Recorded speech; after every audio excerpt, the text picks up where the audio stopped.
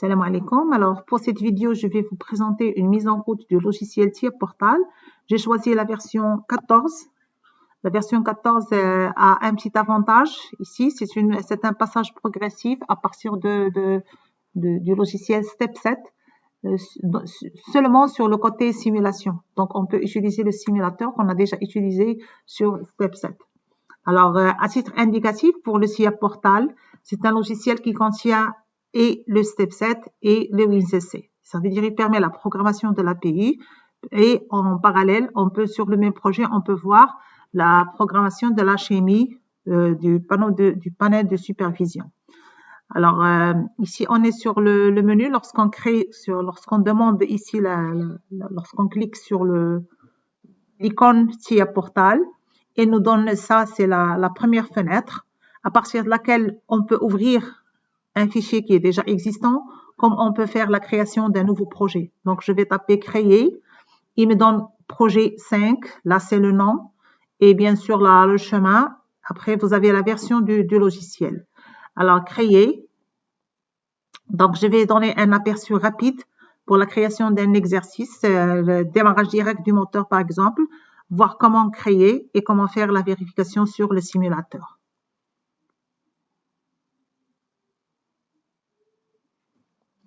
La première des choses, toujours, c'est la configuration matérielle. Donc, je vais demander configurer matériel, ajouter un appareil. Je vais prendre un automate 314 IFM, la CPU, la CPU 314 de PNDP. Alors, 314C de PNDP. On a ici les principales caractéristiques, bien sûr, typiquement.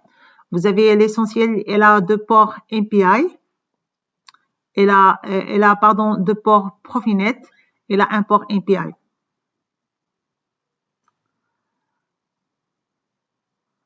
Alors après, donc je reviens sur la CPU, je vais la valider.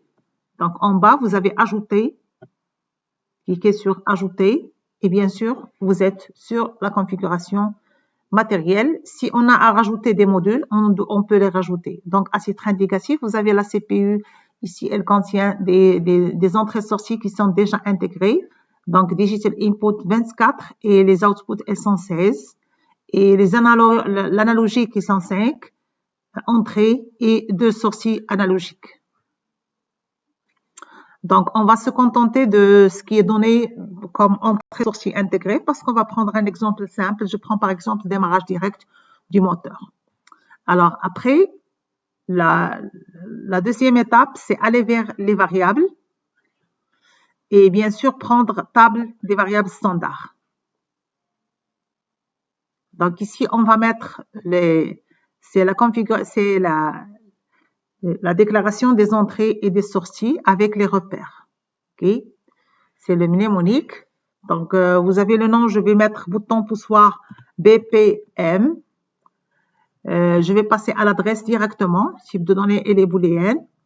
Alors, je vais prendre l'adresse de la CPU 314 C2 PNDP.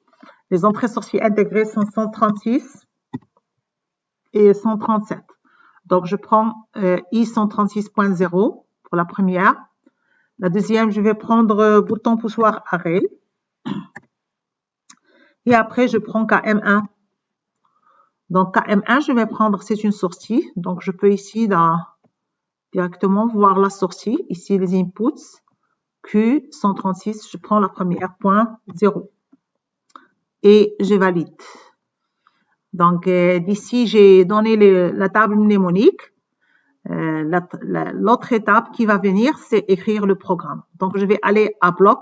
Donc, vous avez ici bloc programme. Ajouter un nouveau bloc ou bien travailler sur le bloc principal, c'est le OB1. Donc, je vais travailler sur le OB1.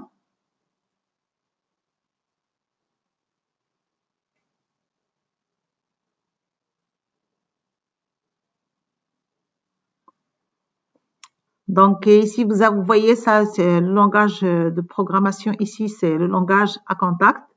Donc, je positionne le curseur sur le réseau 1 et je prends le premier contact. ici, pardon. Alors là, supprimer. Je prends la sortie. Je fais un maintien.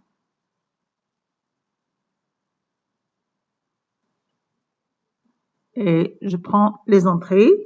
Donc, j'ai bouton poussoir arrêt, bouton poussoir marche.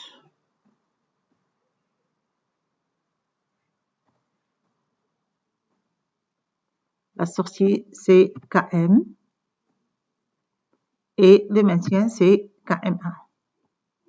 Alors, d'ici, je vais faire, je peux passer à la compilation de mon projet et l'enregistrement. Donc là, vous avez enregistré le projet.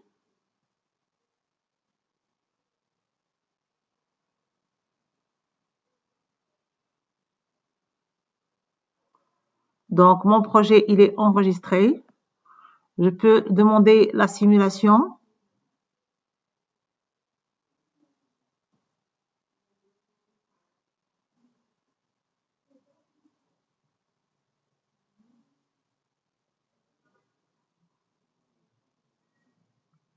Pardon, je dois ouvrir le simulateur.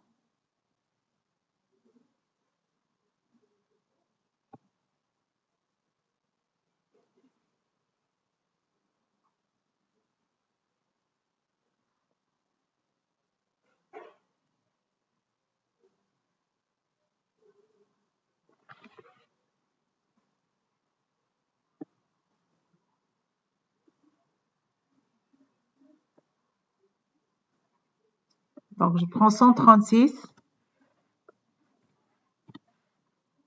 Et les sorciers, la même chose. Ils sont à 136.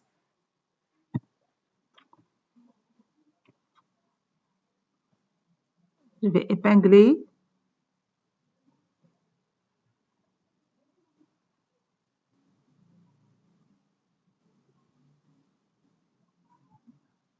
Donc, je prends ici le combinateur PNE, simulateur. C'est bon.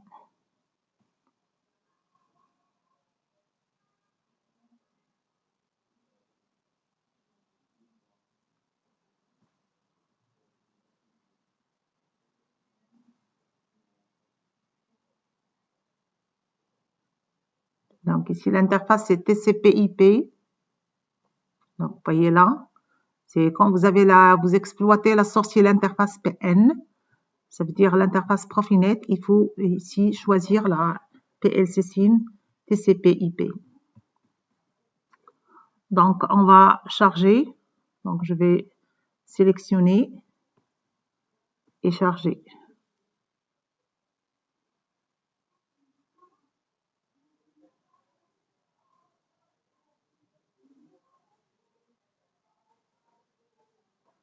OK.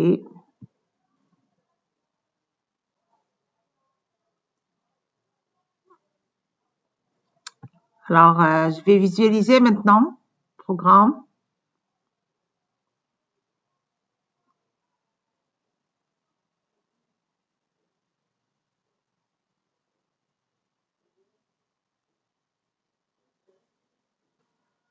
Alors, on est online. Donc, vous voyez en bas, on est online.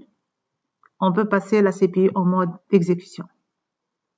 Alors, on passe la CPU en mode d'exécution. Le bouton poussoir d'arrêt, normalement, il fallait le positionner avant de commencer.